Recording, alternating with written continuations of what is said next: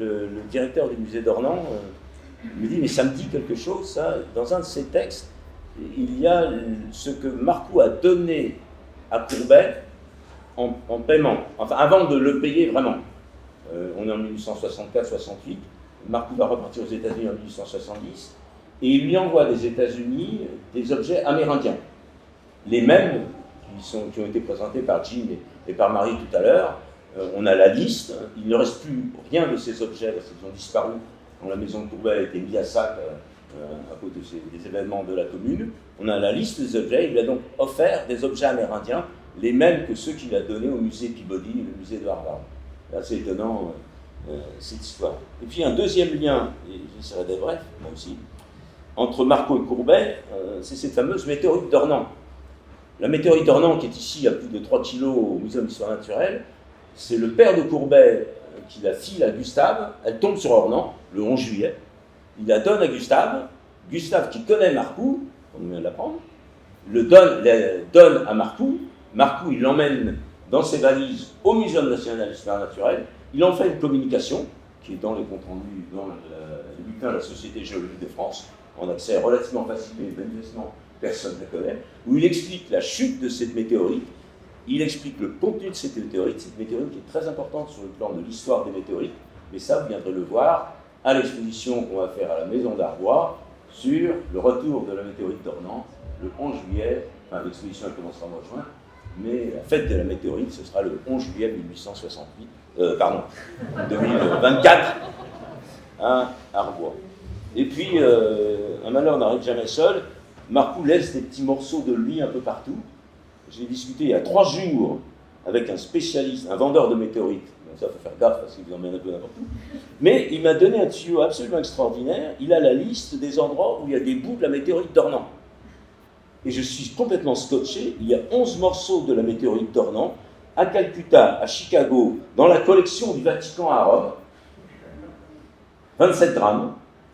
Et donc évidemment, la question qu'on se pose, c'est comment ils sont arrivés ces petits morceaux. À quelle époque d'abord? Est-ce que c'est Marcoux qui les a donnés? Est-ce que c'est quelqu'un d'autre qui les a donnés? Il semblerait que tout soit passé par le British Museum, qui en avait 860 grammes. La suite au prochain numéro, peut-être dans 100 ans. Alors, Gustave faisait, qu'est-ce que tu faisais? Penser les pierres. C'est ça? Nous, on va accueillir Thierry. Où Thierry? Thierry, qui lui a une autre approche. Alors, Thierry, c'est à toi d'être ici maintenant. Thierry va faire, je ne sais pas, parler, je ne sais pas ce que tu fais, parler, mais je te pose quelques questions. Alors Thierry, donc là on fait un système différent. Il a été pendant 18 ans, éloigne-toi un peu, c'est toi le chef. Justement, il a été chef d'un restaurant de renom à Arbois, c'était le chef de la Balance. Tous ceux qui sont allés à Arbois connaissent la Balance pour le coq au vin jaune, qui est la grande spécialité, qui était la grande spécialité de Thierry, que vous pourrez peut-être goûter ce soir à 18h, quand on viendra au pot, dans le laboratoire de Pierre, un petit peu plus loin, à gauche. Donc tu avais une recette vedette, ce coq au vin, et tu partis de cette relation du vin et du plat. Tu mélangeais donc vin et plat, tu regardais le plat par rapport au vin, le vin par rapport au plat. Bref, je laisse tomber ça parce que tu en parlais tout à l'heure. Mais tu me disais qu'à l'époque, tu travaillais la matière végétale et animale. Oui.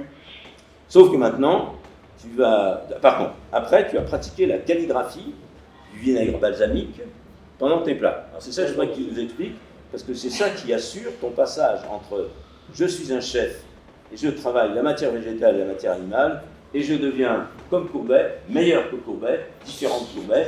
Je vais travailler la matière du Jurassique à ma manière, à ta manière, c'est ça. Allez, donc tu nous parles de la calligraphie au vinaigre balsamique. Alors, bonjour à tous. C'est compliqué, hein. Bon, mais c'est pas grave. Déjà, la partie, c'est vrai que je partais du vin pour élaborer les plats. Et donc, c'était le vin qui était ma source d'inspiration. Et puis, en même temps, j'ai l'occasion de croiser le travail d'une peintre calligraphe qui s'appelle Fabienne Verdier, qui est allée 10 ans en Chine. Et elle transcrit, dans son livre, La passagère du silence, elle transcrit vraiment la pensée chinoise. Et donc, c'était une jeune calligraphe qui a 10 ans, elle a 30 ans à peu près, quand elle est là, 25-30 ans. Elle veut découvrir la calligraphie. Et donc, il faut rencontrer un vieux maître qui a environ 70 ans. Donc, une jeune femme occidentale pour un vieux maître calligraphe, elle a mis beaucoup de temps, et en particulier, le vieux maître lui dit, écoute, tu m'amènes tous les jours des traits droits d'encre. Donc tous les jours, elle amène entre 100 et 150 traits droits, comme ça, tous les jours sur des papiers. Et au bout d'un an, comme le maître a vu quand même qu'elle l'a fait pendant un an, il lui dit, écoute, ton trait commence un peu à venir. Et à l'époque, je crois ce travail, qui va pour moi, ce livre, révolutionne ma pensée, c'est-à-dire qu'on part dans une pensée chinoise, donc elle va vraiment transcrire cette pensée, l'éducation, ce que le maître lui a transmis, on le sent vraiment dans le livre. Et donc c'est complètement une autre approche qui va aussi changer ma vision de l'accord mésévin. C'est-à-dire qu'on part d'un espace vide et de quelque chose par lequel on est traversé. En calligraphie, en Chine, donc on parle beaucoup d'énergie avant de parler de matière.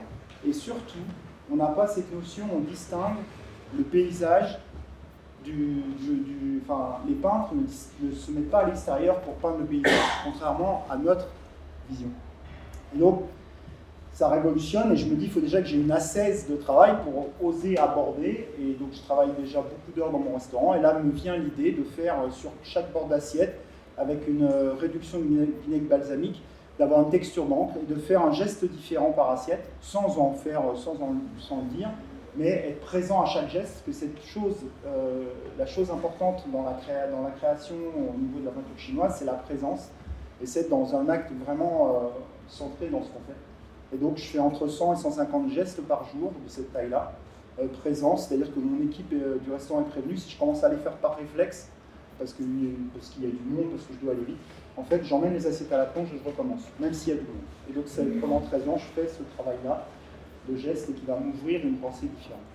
Inutile de dire que quand j'allais manger à la balance, je sauçais avec mon doigt le bord de l'assiette, ensuite je le dégustais comme ça, je ne savais pas qu'il était en train de faire de la calligraphie, je goûtais simplement du bon vinaigre balsamique, et bon, mais je ne savais pas encore que tu allais devenir ce que tu deviens, c'est-à-dire un artiste, puisque tu as quitté la balance maintenant depuis une dizaine d'années, 8 ans, ouais, 8 ans, et que tu voles dans un autre monde qui est celui du monde artistique. Deuxième étape, tu as quitté les phonos, donc, et tu es devenu une sorte de calligraphe du vin. Tes premiers travaux sont de travailler avec le vin.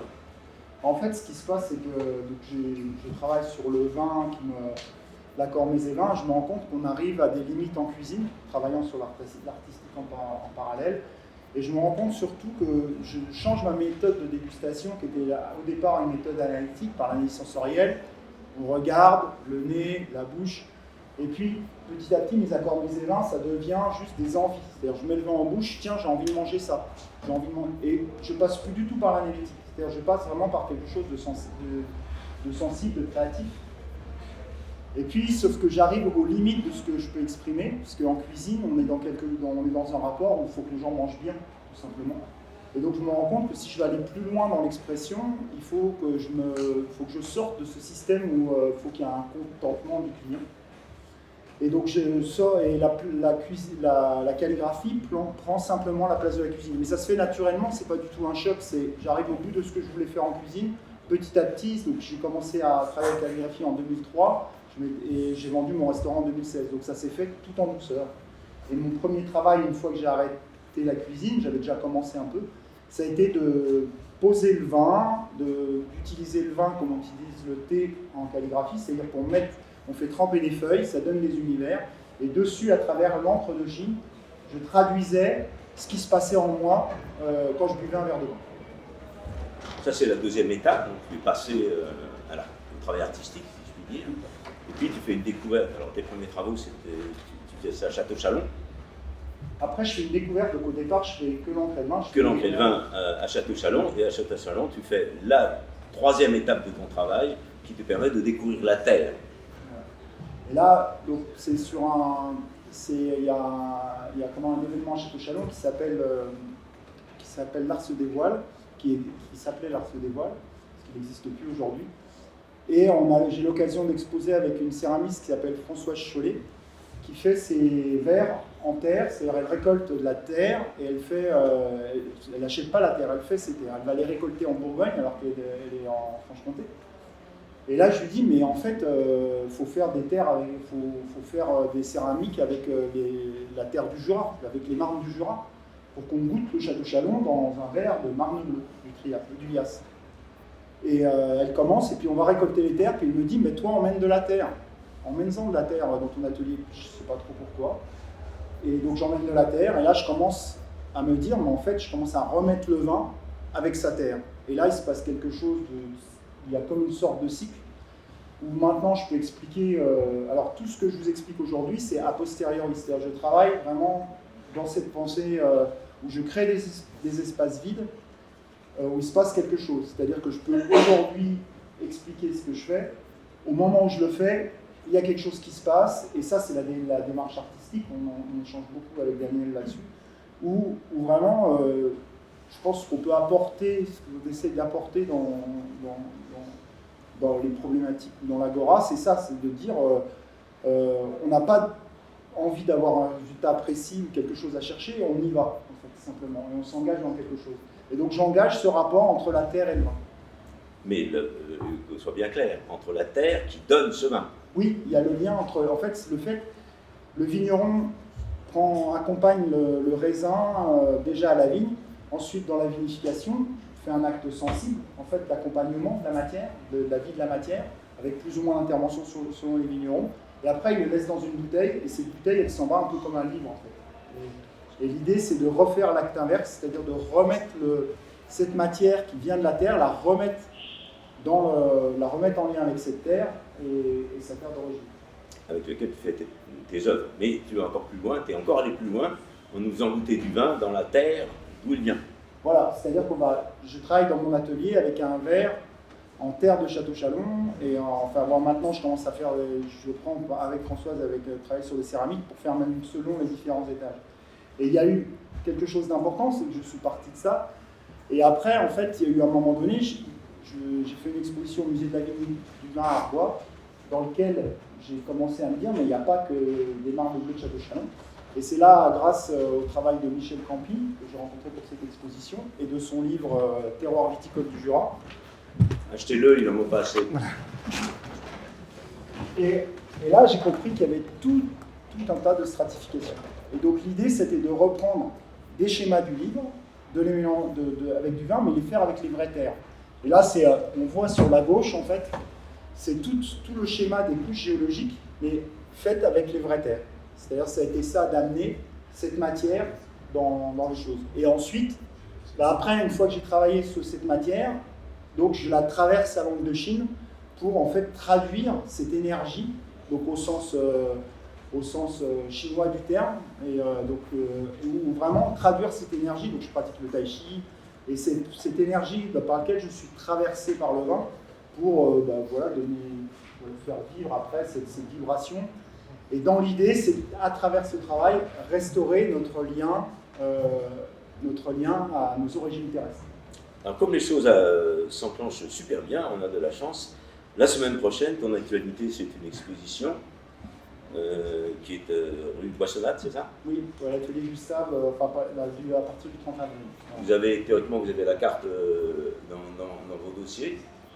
Vous pouvez y aller. Vous pouvez aussi participer à une dégustation impressionniste, une forme de dégustation, relation entre le vin et vous et le travail de Thierry. Et si vous êtes seul, vous pouvez goûter le vin dans les pots. Alors on vous retrouve tous les deux, Gilles et toi, dans ce numéro de Papille.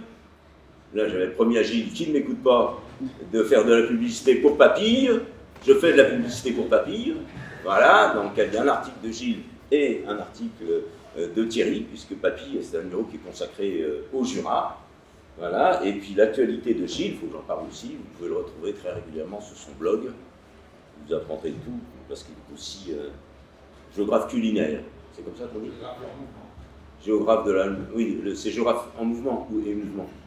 Géographe mouvement, c'est son blog. Voilà. Merci. Tu veux peut-être rajouter quelque chose? Oui, c'est juste rajouter une petite chose. C'était justement par rapport à l'importance des peintres à l'époque qui transcrivaient, et Gilles l'a vraiment bien écrit, on sent vraiment dans la peinture de Courbet le lien entre la science et puis cette image qui permettait aux gens de comprendre. Et aujourd'hui, on comprend, on a les images et on s'éloigne de la matière. Et mon idée, c'est de ramener, on est dans une époque inverse, c'est-à-dire aujourd'hui où l'image est tout de suite accessible, on comprend, et on s'éloigne de la matière. Et l'idée, c'est de ramener la matière, de ramener le contact à la matière. Et si vous faites ça, vous pouvez toujours aller à Arbois, faire un atelier de pratique avec Thierry, et en même temps, vous dégustez des bons vins d'Arbois. À Dole, il y avait de la vigne, mais il y a longtemps. Donc, je suis désolé, Jean-Baptiste, son atelier est au-dessus d'Arbois. Merci Thierry, merci Charlie, il est sociologue. On s'est rencontrés grâce à quelqu'un qui est dans la salle, je ne sais pas où il est. Il est tout là-bas. Un jour, j'étais dans un café à Salins, et il y a un gars qui me dit « Mais qu'est-ce que vous faites? Vous travaillez à votre âge ?» J'étais en train de taper à l'ordinateur, et ça fait le même coup après avec Charlie. Donc on est devenus copains, et Charlie, comme il est sociologue, il a inventé un concept, celui de Marcou's Gang. On s'est aperçu qu'on était tout un gang à travailler autour de Marcou, donc en bon sociologue, il nous a trouvé un titre. Mais s'il était à Salins, Charlie, c'est parce qu'il travaillait sur Victor Considérant. On a déjà un petit peu évoqué, le lycée de Salins, c'est le lycée Victor Considérant. Victor Considérant, tu vas nous en parler, et on retombe aussi sur Marcou. Je te laisse parler de Victor Considérant. Simplement, est-ce que tu cites la phrase de Marcou quand il est avec Pasteur le soir? Non. Non. Alors je la cite. Marcou, dans ses écrits qu'on a consultés ensemble aux archives de Besançon, décrit une soirée assez extraordinaire où il est avec des copains géologues. Il râle contre le géologue, les patrons du muséum, qui sont des mandarins, comme on dirait maintenant, et il dit qu'autour de lui, rue d'Enfer, se réunissent toute la garde des jeunes géologues. Il y a tous des géologues de 20-25 ans qui se réunissent là, tous les soirs. Et il dit que tous les soirs, nous discutions de tout, de Victor Considérant, du phalanstère, de Fourier, que Pasteur était présent, qu'il était donc dans un milieu de jeunes géologues qui parlaient géologie, qui parlaient peut-être de phalanstère, mais c'était un petit peu différent quand même politiquement. Donc ça, on est en 1843-44, et tous ces jeunes sont ensemble. Rue d'Enfer, c'est pas loin d'ici, c'est vers d'Enfer Augereau, hein. Et donc on a un Pasteur qui est lié à Marcou par ses bringues à Salins, par ses soirées géologiques et anarchistes dans la rue d'Enfer. Et maintenant, c'est Charlie qui va nous expliquer tout ça un peu plus loin. À toi. Bonjour à toutes et à tous. Alors nous sommes convenus avec Daniel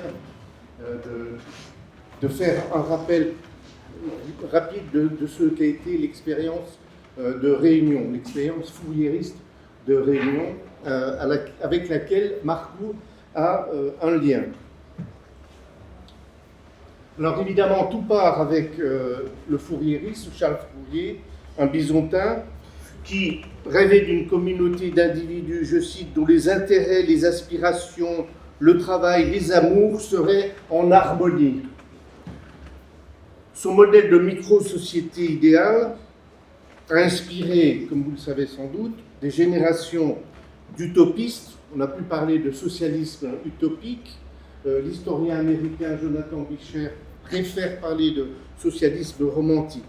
Quoi qu'il en soit, la micro-société imaginée par Fourier, ça s'appelle le phalanstère. À la mort de Charles Fourier, Victor Considérant prend le relais, il devient le premier disciple, le premier vulgarisateur des théories, il devient chef du mouvement phalanstérien. Après un exil en Belgique, il se rend aux États-Unis en 1853 à l'invitation d'un fourriériste qui s'appelle Albert Brisbane. Bon, ils visitent les États-Unis et puis ils arrivent au Texas.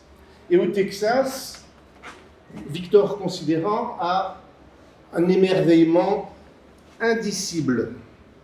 Il dit « Mes amis, je vous le dis, cet avenir que nous poursuivons depuis 25 ans, la transformation glorieuse du monde, le grand tremblement enfin, c'est entre nos mains. Nous pouvons très promptement créer ici, au Texas, un demi-paradis pour nous tous. C'est au Texas seulement que j'ai été converti, édifié, illuminé. » Là, c'est vraiment une révélation. Il va publier un livre qui s'appelle « Au Texas ». C'est un livre programmatique dans lequel il expose les moyens d'installer une colonie au Texas, et il exhorte les utopistes d'Europe à venir aux États-Unis. Le 26 septembre 1854 est fondée à Bruxelles la Société de colonisation européo-américaine au Texas. Il s'agit d'une société de caractère privé, une société en commandite simple, qui atteint un capital de $1 million. L'un des principaux financiers, quelqu'un d'assez connu, c'est Jean-Baptiste Gaudin, qui va créer la Société des poils en fonte et inventer le fameux familistère de Guise. Alors c'est l'exode, on pourrait vraiment le dire au sens de considérant, ça va être l'exode vers la terre promise. Il y a à l'époque 2 à 3 mois de traversée par bateau pour atteindre la Nouvelle-Orléans. Ensuite, les colons rejoignaient Galveston, et puis le chemin de Galveston à Réunion-Dallas, 400 km, se faisait en chariot à bœufs ou, le plus souvent, à pied. Les premières vagues d'émigration ont lieu en mai-juillet 1855 et au premier semestre 1856. Ce sont des Belges, des Suisses, mais essentiellement des Français. C'est d'ailleurs pourquoi Réunion sera surnommée très souvent la French Colony. Je vous ai mis, voilà à quoi pouvait ressembler le voyage de la Nouvelle-Orléans à Dallas. On estime qu'en 1856, c'est-à-dire à l'apogée du phalanstère, il y avait environ 300 colons. À côté se situe un village qui comprend 250 à 300 habitants, un petit village dont vous avez peut-être entendu parler, qui s'appelle Dallas, qui deviendra Dallas. Bon, cette expérience fouillériste a été un échec au bout d'1 année et demie, 2 ans. Alors, de nombreux historiens ont expliqué cet échec. Je vais résumer. La première raison, c'est un problème de main-d'œuvre. Jules Marcoux lui-même l'avait remarqué et il signalait qu'il manquait d'agriculteurs. Et en effet, ceux qui ont rejoint Réunion étaient souvent des intellectuels, des professions libérales, des artistes, des musiciens et très peu d'agriculteurs. Il y avait, comme a dit Marcoux, beaucoup de, je cite, non-valeurs. De non-valeurs. J'ai trouvé que c'était une très très belle expression. Donc la première raison, c'est le manque d'agriculteurs. Marcoux disait notamment qu'il fallait des gens, des colons rudes pour défricher le terrain, en gros. Cela a manqué. Il y a eu un coup du sort climatique, il y a eu des épisodes caniculaires, torrides, suivis d'hivers glaciaux, là-dessus des invasions de sauterelles qui ont englouti les premières récoltes, etc. Le troisième facteur souvent invoqué, c'est quand même j'allais dire le management, quelle horreur, la gestion, l'absence de gouvernance de considérants, incapable de se comporter en chef. Certains pensaient même, commençaient à douter de ses facultés intellectuelles, à penser qu'il abusait de l'opium, du tabac sans aucun doute, mais de l'opium et autres substances toxiques. Il y a eu progressivement, alors qu'on était dans une logique coopérative, on est quand même dans un phalanstère, donc le travail collectif est extrêmement important, il y a eu progressivement une faillite de ce travail collectif, ce que j'appellerais une montée des individualismes, et puis pour finir des tensions internes entre factions, pro-considérants, pro-savardans, c'est un médecin, bon, il y a 2 thèses sur Réunion, je ne vais pas développer, et puis des fractions, des conflits entre nationalités, notamment des conflits belgo-français, ou franco-belges, plus exactement. Les actionnaires, qui sont européens pour la plupart, vont commencer à s'inquiéter, d'autant plus que considérant, qui est quand même un gros caractériel, si je peux me permettre, s'est permis de ne pas donner du tout de nouvelles de Réunion pendant 6 mois, alors qu'il était gérant de la société sur place. Donc la gérance va dépêcher sur place une personne qui est absolument remarquable. Moi, ça fait 4 ans que je travaille sur l'histoire de Réunion, et je trouve que M. Alir Bureau, qui n'est pas très connu, est compositeur de musique, polytechnicien, est un homme absolument exceptionnel. La gérance va donc envoyer depuis Paris M. Bureau au Texas pour procéder à la liquidation de Réunion. Liquidation de Réunion, en janvier 1957, ça veut dire très concrètement que la société met en vente les biens qu'elle n'a pas pu gérer collectivement, et donc les colons qui vont être désireux de rester au Texas vont demander, en échange de leurs actions et du travail accompli, ils vont demander un équivalent en bétail, en terre et en marchandises. Donc on change de paradigme, c'est-à-dire qu'après 1 an et demi environ, avec la dissolution, privatisation des terres, ça veut bien dire abandon du rêve sociétaire, du projet fourriériste, trahison, dira Savardan, qui est un colon remarquable. La moitié des colons, sur les 300 environ, rentrent en Europe. L'autre moitié décide de rester aux États-Unis. Une partie va à la Nouvelle-Orléans, une autre petite partie va dans les environs de Réunion. Quelques-uns, très peu nombreux, restent à Réunion et les autres vont à Dallas. Je vous ai mis un portrait que je trouve émouvant des 8 derniers colons de Réunion en 1906, c'est-à-dire pour le 50e anniversaire.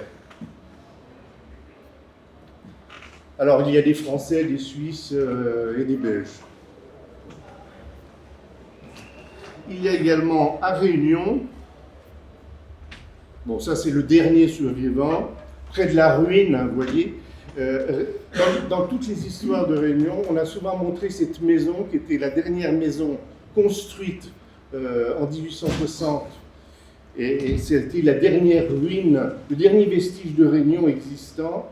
Maintenant il ne reste strictement plus rien, on l'a construit, il reste le cimetière de Fischtrap, c'est-à-dire le cimetière des colons français. Il y a aussi à Réunion des personnes, je vous en ai choisi 4, des personnes qui ont laissé une trace assez importante. Julien Reverchon est un botaniste célèbre. Il a à Dallas son parc, Reverchon Park. Jacob Burr, je n'ai pas travaillé suffisamment encore, mais il naturalise, entomologiste, paléontologue. J'ai découvert métativement, je m'en excuse, Daniel, qu'il avait eu des liens très forts avec Agassiz et qu'il a même collaboré avec lui à l'université d'Harvard. Émile Raymond est un géologue et à partir de ses recherches géologiques, Dallas s'est construit puisqu'il a découvert les potentialités rocheuses des environs de Dallas et qu'on a pu, partant de ses recherches, faire des briques, faire du ciment, qui ont servi de base à la construction de Dallas. Benjamin Long est un Suisse qui était maire de Dallas à 2 reprises. Alors j'ai volontairement oublié de mettre un colon qui est pionnier du comté de Dallas, sur lequel je travaille depuis 4 ans, qui est un Daulois dont je suis en train d'écrire l'histoire et qui aboutira peut-être bientôt. Alors Marcoux dans cette affaire, bon, je ne vais pas rappeler ce qui a été dit, c'est-à-dire que Marcoux embarque au Havre pour la première fois, pour un premier voyage aux États-Unis en avril 1948. Bon, il publie la première carte géologique, la mission White Pearl, etc. J'ai noté, en juin 1953, j'ai trouvé dans son autobiographie, pourrait-on dire, un texte assez long et très riche qui est aux archives à Besançon. J'ai trouvé le récit de son arrivée d'un certain nombre d'événements au Texas.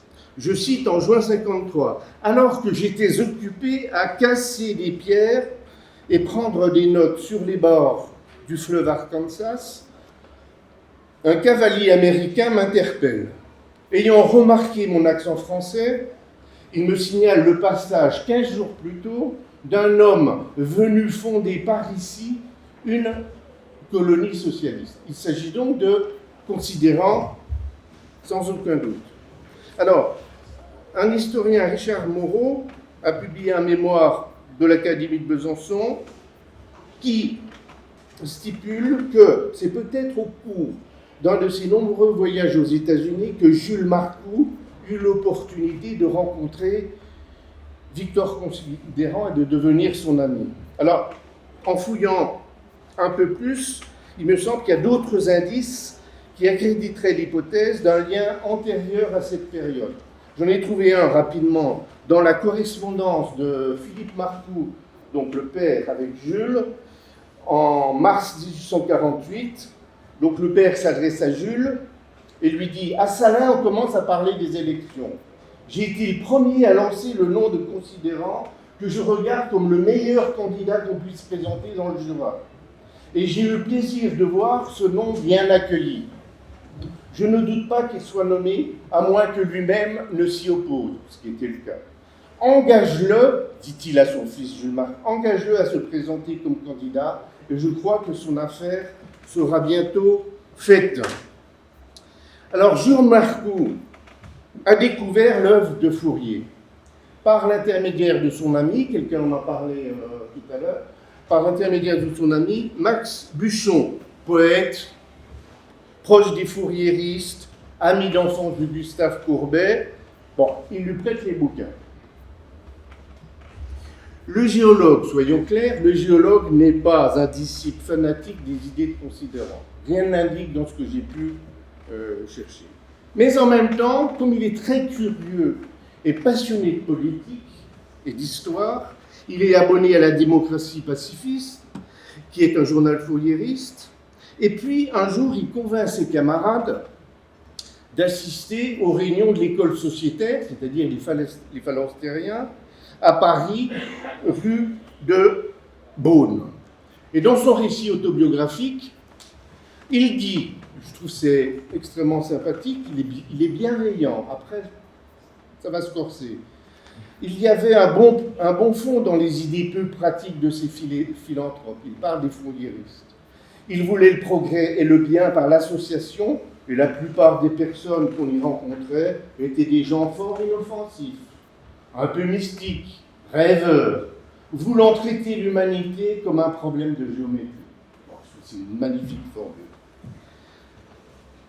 Néanmoins, l'expérience de Marcoux aux États-Unis, sa notoriété, et puis sa proximité avec les cercles phalanstériens de Paris notamment, lui valent une reconnaissance et une légitimité. Et en novembre 1854, il va recevoir une lettre à Salins, où il se repose d'une expédition, une lettre de Considérant. Considérant sollicite Marcoux pour des informations concernant le nord du Texas et il souhaite l'entretenir de son projet de colonisation.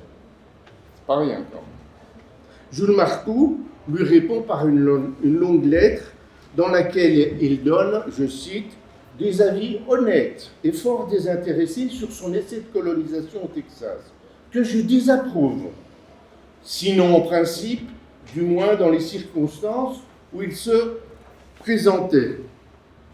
Cette lettre, qui doit être assez longue, j'en ai pas trouvé la trace, elle n'est jamais parvenue à Considérant. Pourquoi ? Marcoux l'explique dans sa correspondance. Il y a eu, dit-il, le cabinet noir des postes françaises. C'est-à-dire que son courrier a été ouvert, je cite, « Après s'est emparé de ma lettre, le cabinet noir se mit en devoir de lire toutes mes correspondances et pendant 3 mois, toutes les lettres que je reçus de France et de l'étranger étaient ouvertes ou recachetées avec de la cire et un timbre de fantaisie. » Donc il est suivi Alors, je vais accélérer. 2 ans plus tard, il y a une entrevue. Une dernière entrevue dans un contexte où la colonie, comme je vous l'ai dit tout à l'heure, périclite. Donc il y rencontre notamment Ali Bureau, le monsieur qui tient l'enfant, qui est la personne dont je parlais, celui qui dissout la colonie. Durant cette rencontre avec les fourriéristes, il exprime clairement son opinion, qui est défavorable, il n'y croit pas. Et il dit des fourriéristes, plusieurs de mes interrogateurs souriaient avec pitié à mes réponses. Pour eux, j'étais un de ces civilisés encroutés dans la routine et donc dont ils n'avaient rien à tirer de pratique. Bon, si j'ai 2 minutes, je vais vous expliquer pourquoi je crois la présence de Marcou à Réunion probable. La première raison, je vais à l'essentiel, est le Texas a fait l'objet d'une mission de prospection géologique qui chronologiquement coïncide avec l'histoire de Réunion. La deuxième raison, elle est plus psychologique. Marcou écrit au sujet de Réunion, on avait des gens qui se couchaient sur des hamacs, faisaient des ronds de fumée, de tabac en discourant. Il est extrêmement critique et moqueur. Je pense qu'il a vu les choses concrètement. Bon, pour conclure, il y a eu un moment une proximité intellectuelle entre Marcou, les phalanstériens et Considérant. Il y a eu des liens amicaux avec la personne de Considérant. Ce qui le prouve, c'est que 3 mois après la mort de Considérant, Marcou écrit une note biographique absolument élogieuse. Mais en même temps, Marcou est resté extrêmement critique par rapport à cette expérience. Il dresse un bilan rétrospectif, sans nuance, de l'expérience fourriériste, et je cite en concluant Marcou qui dit, très sévère, « Raisonner avec des fanatiques est impossible. Je n'ai eu aucune influence sur cette affaire qui fut un naufrage complet, malgré tous les dévorements et les sacrifices pécuniaires d'un grand nombre de phalanstériens. » Voilà.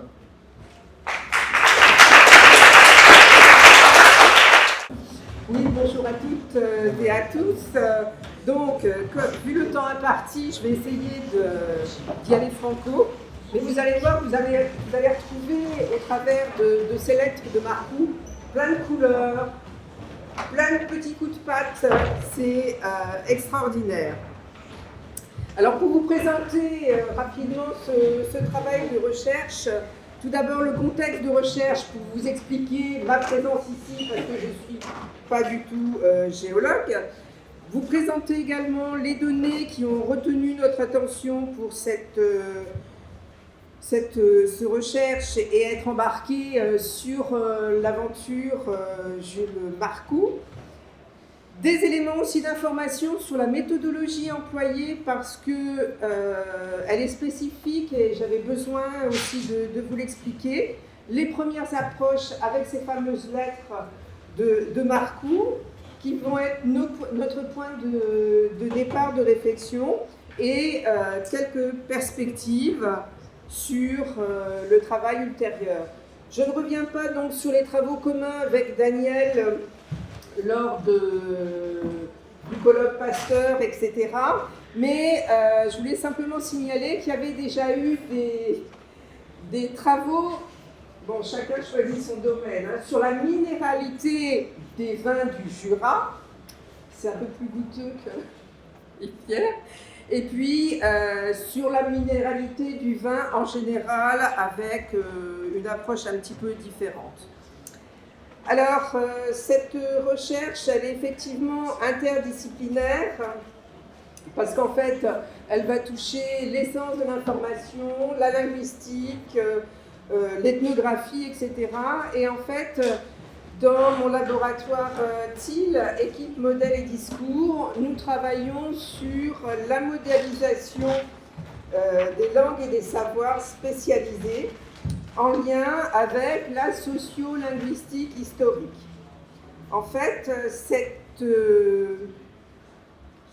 cette recherche vise une approche des discours assez holistique et des interactions. Pourquoi ? Parce que, en fait, il nous semble important de faire une saisie relativement large et documentée du contexte extra-linguistique, parce que les textes ne sont pas désincarnés et on a véritablement besoin de ce contexte, parce que ces textes sont saisis comme des produits de traditions discursives qui vont mettre en relation les acteurs et leurs interrelations. C'est ce qu'on appelle la linguistique située. Et puis de plus, nos terrains de recherche se croisent notamment avec notre travail en cours sur la terminologie des salines, de la saline de Salins-les-Bains, avec tout ce que ça peut concevoir, avec une étude des archives, notamment des archives audio, qui sont des traces du passage de ces hommes, et qu'on a numérisé et qui constituent également un corpus. Et en fait, l'ethnolinguistique est prise comme point de départ avec une définition du discours comme ancrage social et lieu d'émergence et d'échange de connaissances. L'approche socio-culturelle va permettre de réintégrer les éléments dans un large contexte afin de comprendre les motivations de l'acteur Marcoux, l'environnement social, l'environnement scientifique dans lesquels se produit le discours. Et la sociolinguistique travaille sur l'articulation des discours et de leur contexte d'énonciation, de temps, de lieu, de cadre institutionnel, ce qui va permettre pour nous de situer ces fameuses lettres du Jura.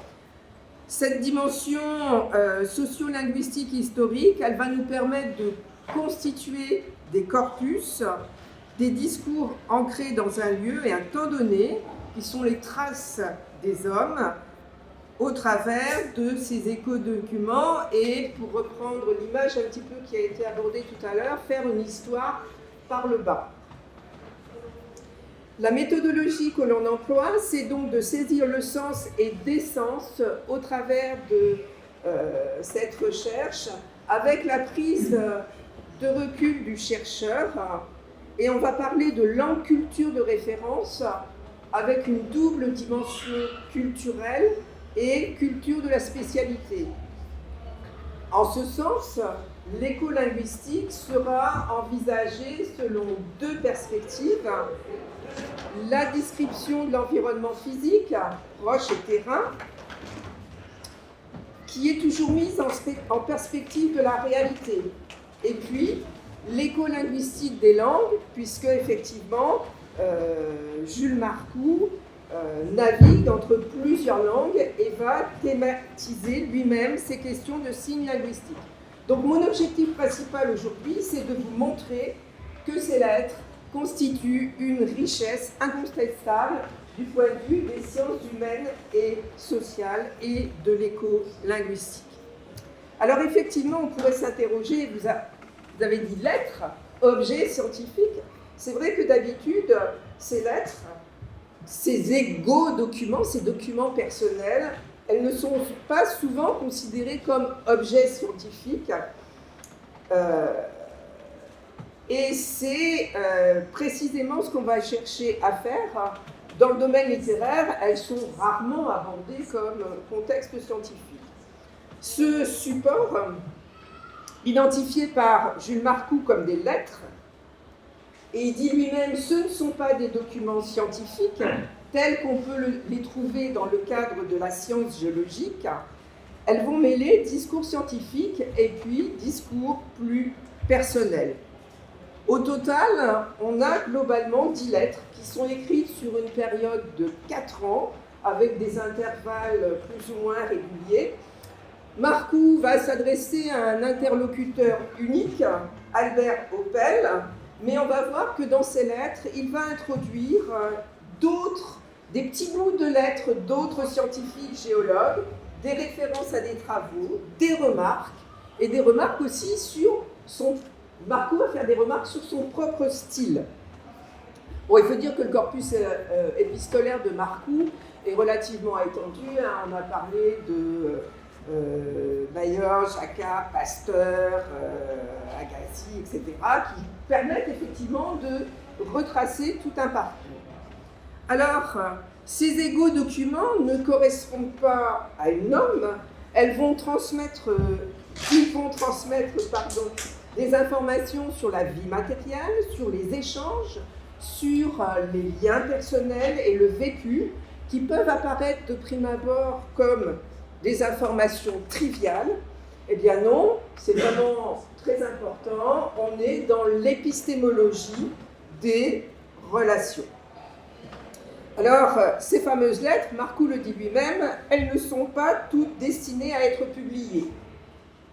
Mais il ne précise absolument pas ce qu'il entendait éventuellement publier ou pas. On a le tout. Et en fait, ce jeu énonciateur va aussi prendre le soin de justifier son style. Alors, ce style, c'est un produit non fini. Mais quand on voit ce qu'il a produit, bon, je les ai lus, c'est quand même pas mal. Il considère que ce sont des ébauches, et comme on l'a dit, c'est un trappeur géologue. Donc, Marcou se définit comme observateur, qui va étudier des faits. Ça, c'est important parce que les autres, ils n'ont pas toujours étudié des faits. Ils ont parlé, mais sans toujours bien regarder et parler de ce qu'ils avaient vu, finalement. Et en fait, il étudie des faits qui se présentent sous ses yeux, ce qui va lui permettre de faire de superbes descriptions.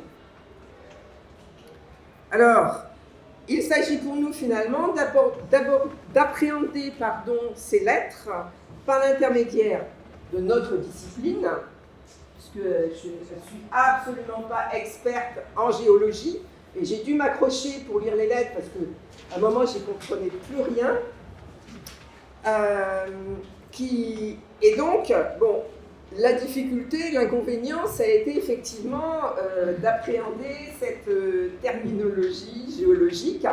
L'avantage, c'est d'avoir un regard totalement neutre, puisque de toute façon, je n'y connais rien, mais d'avoir un regard totalement neutre par rapport à ce qui est présenté, c'est-à-dire que nous étudions les faits, mais on ne prend pas parti sur les arguments apportés, parce que de temps en temps, Marcou, il va tacler ses collègues, ça n'arrive pas.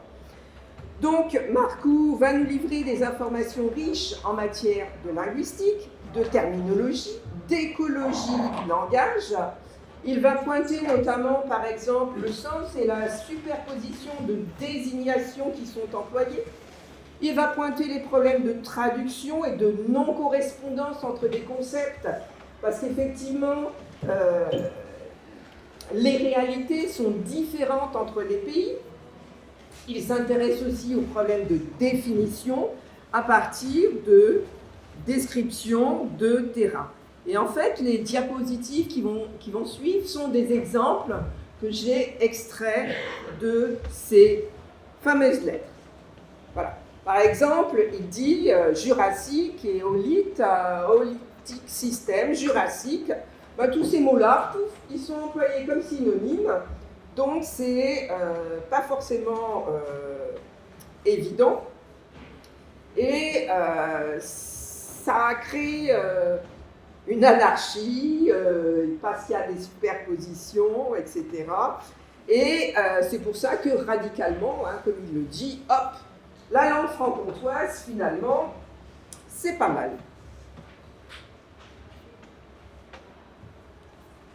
Autre exemple, il y a tout un commentaire sur les difficultés linguistiques liées à l'abus de suffixes, tout ce qui est en lien. Il trouve qu'il y a beaucoup de liens. Donc, il en supprime pas mal, donc il va créer une nouvelle terminologie, il en supprime pas mal, il en conserve quelques-uns, parce que, bon, il ne peut pas tout jeter. Par exemple, il prend le terme argovien, j'en ai pris comme ça, mais comme je ne suis pas une spécialiste, bon, il montre que c'est à la fois la superposition, mais en même temps l'épaisseur des strates, et en même temps la faune spéciale. Donc, il y a quand même un problème de désignation. Alors, il y a aussi, à cette époque, un certain nombre de classifications et d'ouvrages, de publications entre 1851 et 1857 qui sont produits. Et globalement, la classification terminologique, elle est à peu près complète. Simplement, Marcoux va dire, moi je prends la classification de Piette. Donc dans ces fameuses lettres du Jura, on a des tableaux de classification. J'ai lu un petit peu en diagonale, je l'ai vu.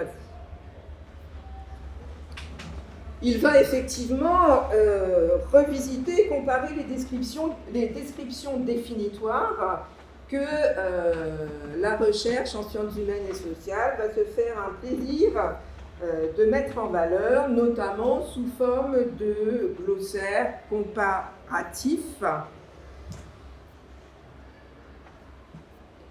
Et puis, effectivement, on peut dire que ces données vont constituer un socle considérable puisqu'on trouve des observations, des remarques, des définitions, des comparaisons, de l'évolution du lexique, des traductions. Donc, véritablement, on a tout ce qu'il nous faut pour travailler en écologie. Et en fait, en écologie du langage, ce corpus original, ces égaux documents, vont aussi rencontrer d'autres lettres, notamment que tu as récupérées. Et en fait, on est en train, et on va numériser l'ensemble pour créer des ontologies en plusieurs langues, puisqu'en fait, il y a anglais, allemand, français. Alors, ces ontologies sont finalement des ensembles structurés de termes et de concepts qui représentent ici le sens d'un champ d'information, ici, la léologie. Et je pourrais dire que finalement, le croisement de ces ontologies avec des professionnels et avec la patrimonialisation qui en résulte, va permettre d'avoir véritablement une vision du domaine, parce que les termes employés sont des marqueurs de l'évolution des techniques, mais également de la structure organisationnelle réunissant une dimension. Là, je me suis un petit peu vengée parce que j'ai mangé tellement de termes que je ne comprenais pas. Je me suis dit, je vais en glisser un ou deux. Donc, j'en ai glissé deux.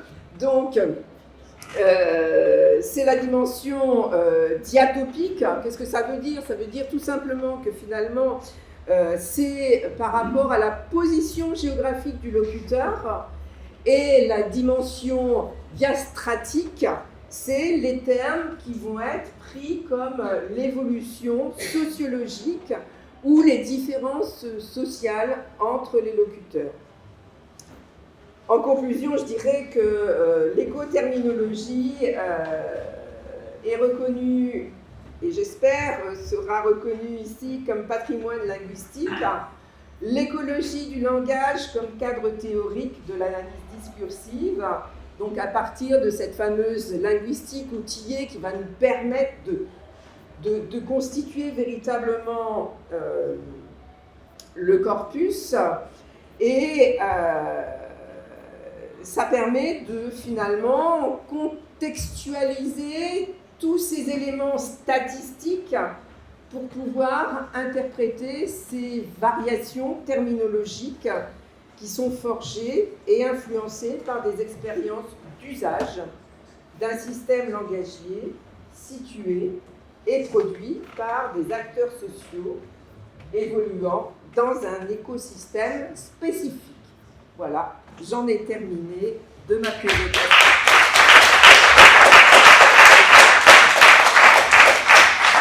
Alors, tu vas nous parler de Paris Biota, avant de nous préciser un petit peu ce que c'est. Alors, si je vais quand même le dire. Paris Biota, c'est un lieu de géologie qui m'a séduit, moi, parce que c'est à peu près 1000 km au nord de l'Arizona. Donc on est aux États-Unis, il y a l'Arizona, il y a Marcoux qui découvre la griffée, qui découvre les huîtres, qui découvre tout un tas de choses. Et puis il y a une équipe française, il y avait Emmanuel,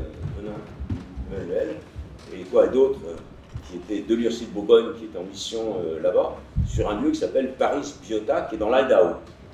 J'ai cherché pourquoi Paris, alors j'ai trouvé pourquoi Paris, c'est pas du tout Paris. Tu vas dire? Alors vas-y, ça dépend, est-ce que tu as l'anecdote?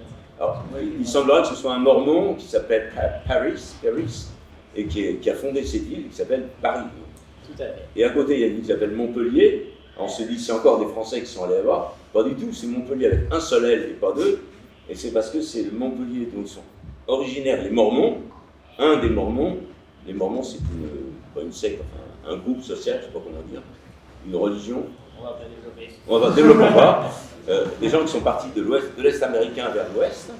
Et le grand prêtre de ces Mormons, William, venait de Montpellier, qui était une ville dans l'Est américain. Sans L, enfin avec un seul L. Voilà. Donc Paris Biota n'a aucun rapport avec Paris. Aucun rapport. Aucun rapport avec Montpellier, avec la France. Aucun. Alors tu vas t'intéresser à l'ensemble des bestiaux qui vivaient à une certaine époque dont tu vas parler. Et j'ai trouvé une citation d'Édouard de Verneuil. Alors, Édouard de Verneuil, c'est un géologue de 1840, avec qui Marcoux est en correspondance, et qui écrit ceci: les deux plus grandes révolutions dans le monde organique des temps passés sont celles qui ont séparé l'époque paléozoïque de l'époque secondaire et celle de l'époque tertiaire. Toi, tu te situes à la première.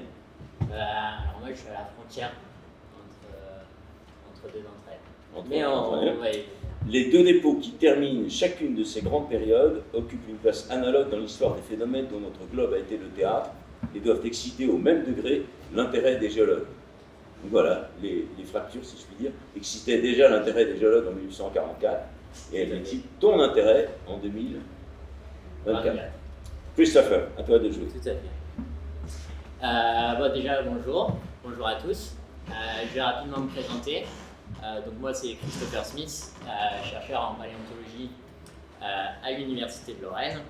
Et donc, je vais effectivement maintenant vous parler de paléontologie, et notamment de comment l'étude d'assemblage fossile contribue à l'amélioration de notre compréhension de l'origine des écosystèmes actuels, en prenant effectivement comme exemple ce Paris Biota qui a concrètement bouleversé l'histoire évolutive des faunes marines.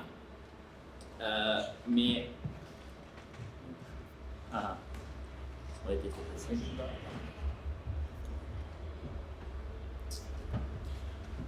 Mais avant tout, donc, dans la mesure où on parle d'évolution et de l'histoire du vivant, on va commencer par un petit récapitulatif, ce qui va aussi nous permettre de repositionner un petit peu la temporalité de ce Paris Biota. Donc, avant de parler de vie sur Terre, forcément il faut qu'il y ait une Terre. Donc, tout a commencé il y a 4,56 milliards d'années avec la formation de la Terre. Donc cette Terre primitive, initialement, c'était essentiellement une boule de roche et de feu.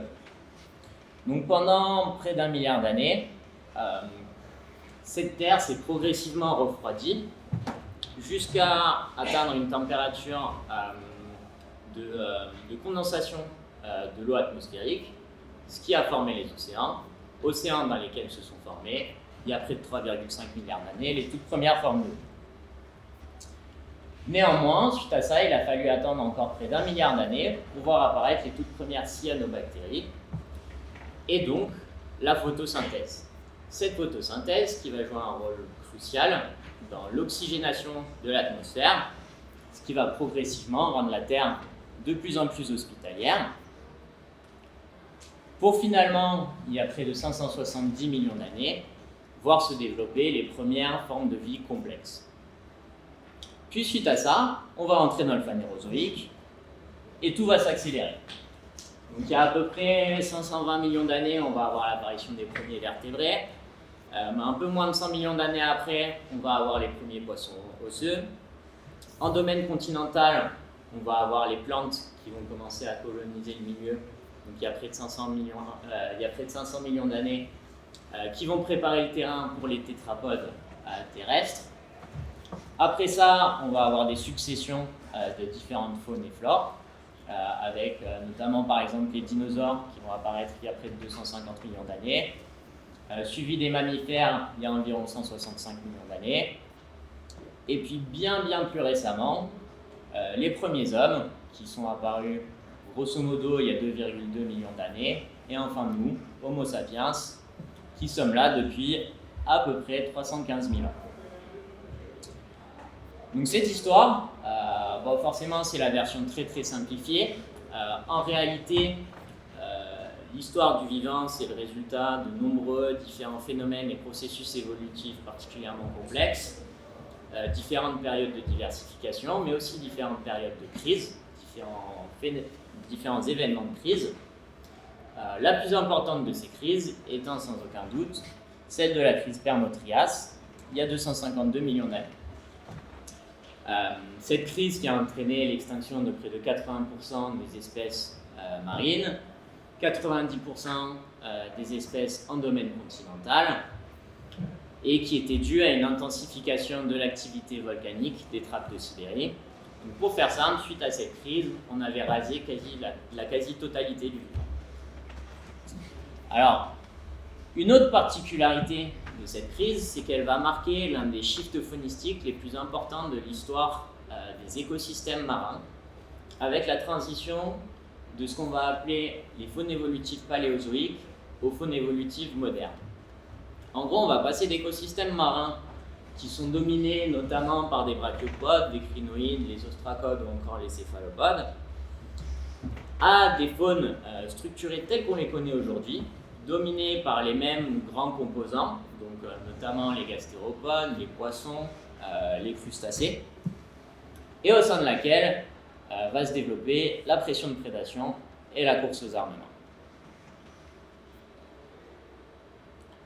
Alors, grâce aux différentes données géochimiques, on sait maintenant que cette crise et donc cette transition faunistique, elle n'était pas instantanée, mais plutôt qu'elle est aussi le résultat de l'effet combiné de plusieurs perturbations environnementales qui ont eu lieu tout au cours du Trias inférieur, perturbations environnementales coupées à différents phénomènes d'extinction de second ordre. Et sur la base de cette succession de perturbations environnementales et ces extinctions de second ordre, jusqu'à il y a encore très récemment, on pensait que la récupération biotique suite à cette crise, et donc l'avènement des faunes évolutives modernes, avait été particulièrement différé et lent, avec donc ce phénomène qui se serait enclenché qu'à partir de la fin du Trias inférieur, donc près de 4 à 5 millions d'années après le début de la crise, pour ne se conclure que près de 8 millions d'années après le début de la crise, avec notamment le Luoping biota, un assemblage fossile chinois daté de 8 millions d'années après le début de la crise. Donc, dans ce paradigme de récupération biotique différé et lent, le Trias inférieur était considéré comme une période très peu propice à la diversification et au sein de laquelle, tout simplement, on avait une très faible diversité. Et pourtant, c'est exactement là qu'on a trouvé le Paris-Biota. Donc, de quoi il s'agit, ce Paris-Biota ?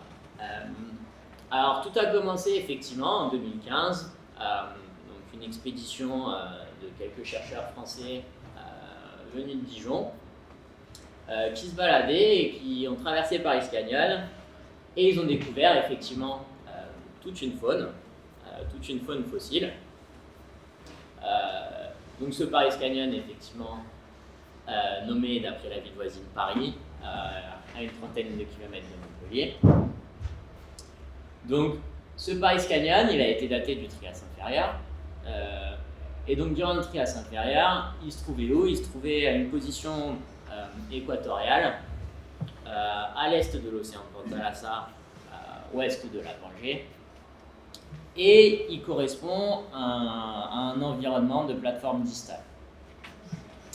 Donc, dans un premier temps, il y a eu une première publication où ce Paris-Biota il a été dévoilé. Et ça a commencé à faire pas mal jaser la communauté, notamment par rapport à cette histoire de récupération biotique différée-lente. Sauf que le problème à ce moment-là, c'est qu'il y avait un gros problème à ce moment-là, c'est que ce Paris-Biota, il était isolé, donc il pouvait simplement s'agir potentiellement d'une exception locale du type une zone refuge. Ce problème, il a vite été résolu 2-3 années plus tard, notamment toujours par la même équipe qui s'est baladée un petit peu partout dans le coin et qui a trouvé 4 nouveaux sites fossilifères, dont certains également dans le Nevada, donc à plus de 300 km de Paris Canyon. Sites fossilifères au sein desquels ils ont retrouvé des assemblages fossiles très semblables au Paris-Biota, indiquant ainsi que celui-ci était étendu spatialement. Mais alors qu'est-ce qu'il contient concrètement ce Paris-Biota? En réalité, on y trouve un petit peu de tout, de façon très semblable aux faunes marines actuelles. Donc, c'est à ce moment-là que je vous présente plein de jolies photos de fossiles. Je ne vais pas avoir le temps de tout vous présenter, mais je vais quand même essayer de vous montrer quelques-uns des spécimens importants. Et on va commencer par des éponges. Donc, les éponges, à première vue, ça ne paraît pas comme les plus passionnantes, mais celles-là, elles sont très intéressantes. Alors déjà, parce que c'est l'un des taxons caractéristiques du Paris-Biota, on en trouve plein. Et surtout, ces éponges, elles appartiennent au groupe des éponges leptomytides. Les éponges leptomytides qu'on pensait éteintes près de 190 millions d'années auparavant. Donc c'est ce qu'on appelle en paléontologie un taxon Lazare. Toujours dans le benthos, donc le benthos c'est tout ce qui est au fond des océans. Le Paris-Biota abrite aussi beaucoup d'échinodermes. Les échinodermes, c'est les oursins, les étoiles de mer, les concombres de mer, etc. Et donc parmi ces échinodermes, on a notamment trouvé ce très beau spécimen d'Ophir. Alors lui, sa particularité, c'est que déjà il est exceptionnel de par sa préservation, dans la mesure où c'est quand même des fossiles qui ont 250 millions d'années. Mais en plus de ça, en fait, c'est un des représentants d'un groupe qui est ancestral à une bonne partie des ophiures actuelles. Toujours chez les échinodermes, on a aussi trouvé des crinoïdes. Donc, pour ceux qui ne connaissent pas les crinoïdes, ça ressemble à ça. Ce sont des espèces de fleurs, mais des océans. Ces crinoïdes qui étaient encore articulés, mais surtout sur ces crinoïdes, on a pu identifier les premières traces de ce qu'on appelle la cryptosymplexie. Donc, la cryptosymplexie, c'est une adaptation morphologique qui va permettre à l'organisme de pratiquer l'autotomie, de s'auto-amputer les membres, ce qui va du coup attester de besoin de mécanismes de défense dès le Trias inférieur. En changeant de groupe, on va observer quelques crustacés, donc notamment les décapodes. Donc les décapodes, c'est tous les crustacés qui ont 5 paires de pattes. Et donc le Paris-Biota qui abrite en particulier beaucoup de crevettes, donc des crevettes qui sont très abondantes. On a retrouvé des plaques avec près de 50 spécimens au mètre carré. Et ces crevettes qui sont représentées par 2 espèces. Et là, la particularité de ces crevettes, c'est qu'en réalité, en fait, c'est les plus anciennes crevettes connus à nos jours, ce qui fait reculer en fait l'origine même des crevettes de près de 5 millions d'années, donc vraiment dans le Trias inférieur. En parallèle de ça, toujours chez les décapodes, on a aussi trouvé deux espèces de homards qui font partie des deux espèces les plus primitives de homards. Pour finir avec les crustacés du Parisbiota, on a aussi des stomatopodes. Donc les stomatopodes que vous connaissez probablement mieux sous le nom de squilles ou de crevettes mantes. Et alors là, la particularité, donc, ce qu'il faut savoir, c'est que le registre fossile des stomatopodes, il est très très pauvre. Donc en fait, ces spécimens, ils viennent combler un trou dans l'histoire évolutive des stomatopodes de près de 100 millions d'années. Et surtout, ces spécimens, en fait, ils présentent une morphologie un peu intermédiaire entre crevettes et homards, ce qui va suggérer en réalité une évolution du comportement de ce groupe, donc d'organismes plutôt pélagiques dans la colonne d'eau et nageurs, à des organismes plutôt qui restent sur le fond et qui se déplacent. Et puis avec ça, on est dans les océans tout de même, donc on a beaucoup d'ostéicties et de chondricties. Donc ostéicties, c'est les poissons osseux, et chondricties, c'est tout ce qui est poissons cartilagineux, tout ce qui est requin et raies par exemple. Donc on a trouvé des spécimens complets ou subcomplets de Bobasaphania, donc ça c'est des poissons assez classiques. Là on a notamment illustré une nageoire pectorale qui fait presque 50 cm de long, donc ça suppose un organisme complet de plusieurs mètres. Différentes autres types de traces, notamment des dents ou encore des écailles. Là on a une écaille de célacanthe. Et puis enfin des coprolites. Donc les coprolites, c'est des déjections fossiles. Certains coprolites pouvant atteindre plusieurs dizaines de centimètres de diamètre. Donc là aussi suggérant déjà la présence de superprédateurs.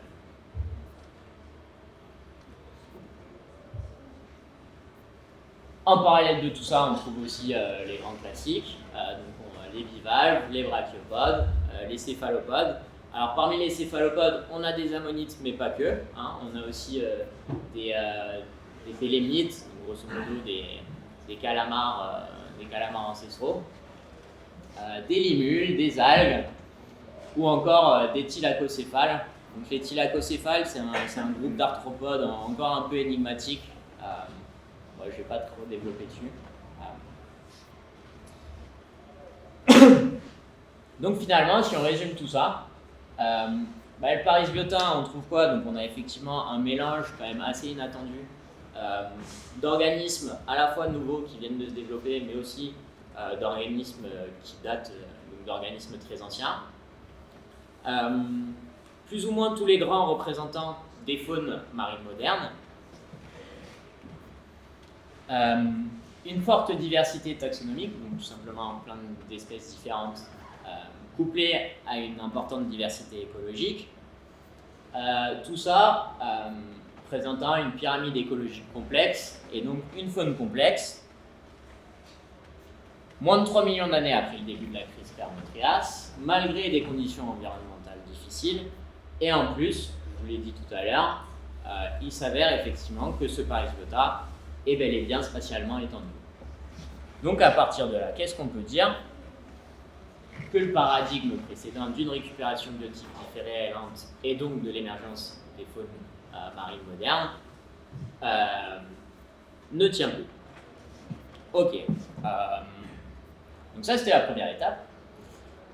Mais bon, tout ça, c'est bien beau, mais de dire que ce qu'on pensait jusque-là, ça marche plus, c'est gentil, mais du coup, qu'est-ce qu'il en est de l'origine, quand et comment ces faunes marines, telles qu'on les connaît aujourd'hui, sont apparues. Et pour ça, comment on répond à cette question? On commence à repenser la récupération biotique suite à la crise Permo-Trias, notamment en mettant en place ce qu'on appelle des études macroévolutives. Donc des études macroévolutives, en gros, on va faire une étude à large échelle spatio-temporelle. Et comment on a fait ça? On a fait ça notamment en s'appuyant sur des nouvelles bases de données, donc des bases de données qui sont actuellement en plein essor, qui sont encore assez jeunes mais qui sont en plein essor et qui se développent très très vite. Et à partir de ces bases de données, on a pu récupérer les informations de plus de 100 000 fossiles du Trias, distribués un peu partout dans le monde. Donc des bases de données collaboratives et internationales, hein, très importantes. Puis après, donc, on a récupéré ces informations. Donc forcément, il y a eu une grosse phase de tri des données. Mais à partir des données qu'on a pu exploiter, on a appliqué différents indices de diversité. Et surtout, on a suivi l'évolution de ces différents indices et indicateurs de la biodiversité.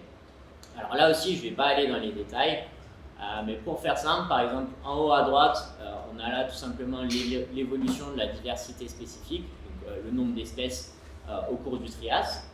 Donc, sur ce genre de courbe, par exemple, on peut observer les différentes phases de diversification ou encore, au contraire, des phases d'extinction. Et puis en dessous, on a un autre type d'indice. Donc là, c'est ce qu'on appelle les taux d'apparition et les taux d'extinction. Et en couplant ces deux indices, on peut éventuellement remonter à des périodes de transition faunistique, où tout simplement on a des changements de faune. Et puis donc, en combinant tous ces différents indices, on a réussi à proposer tout un nouveau modèle de l'évolution de la biodiversité, de la récupération biotique suite à la crise et de l'émergence des faunes marines. Donc un scénario alternatif au sein duquel notamment la récupération biotique s'est amorcée, semblerait-il, dès le tout début du Trias, avec des premières étapes de récupération biotique très disparates en fonction des différents groupes d'organismes, des conditions abiotiques difficiles du Trias inférieur qui, semblerait-il, auraient finalement facilité l'émergence de certains groupes, notamment par exemple des reptiles marins. Et enfin, bel et bien, la présence des faunes marines telles qu'on les connaît aujourd'hui, dès 3 millions d'années après le début de la crise Permo-Trias. Donc finalement, tout ça, c'est qu'un exemple de plus, encore une fois, de la résilience du vivant face aux différentes perturbations environnementales et aux différents grands événements d'extinction.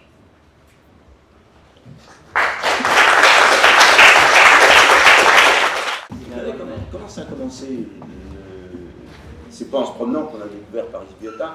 Il y avait des traces, il y avait des chercheurs qui avaient déjà vu des trucs. Non. Comment on va sur un endroit aussi particulier, spectaculaire, par rapport à d'autres endroits? Ouais, donc c'est une grande question ça.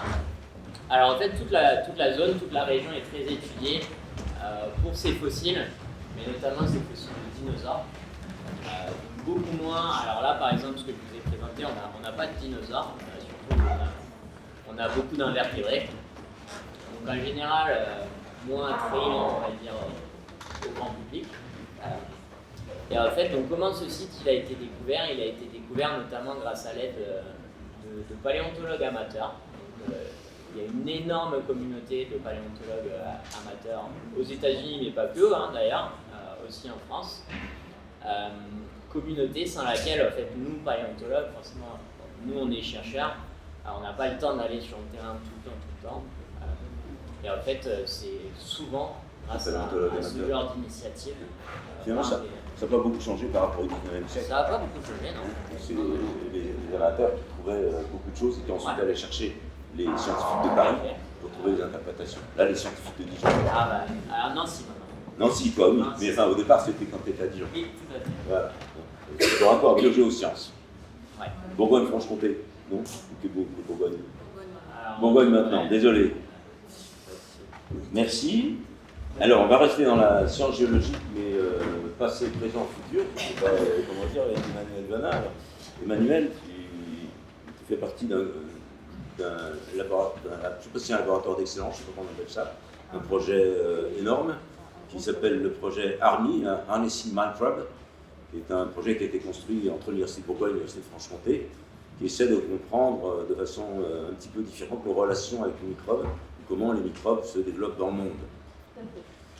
Et une des lignes de travail, alors il y a 3 lignes de travail, j'ai assemblé les 2 autres pour aller. Toi, tu travailles sur une 3e ligne qui est absolument fascinante, qui m'a fasciné, moi, qui fascine beaucoup de gens, qui est d'essayer de comprendre comment les petites bébêtes comme ça peuvent changer éventuellement, les petites bébêtes du Jurassique ou autres, peuvent changer notre relation au changement climatique et à, comment on appelle ça, au développement du CO2. Oui, voilà, c'est ça.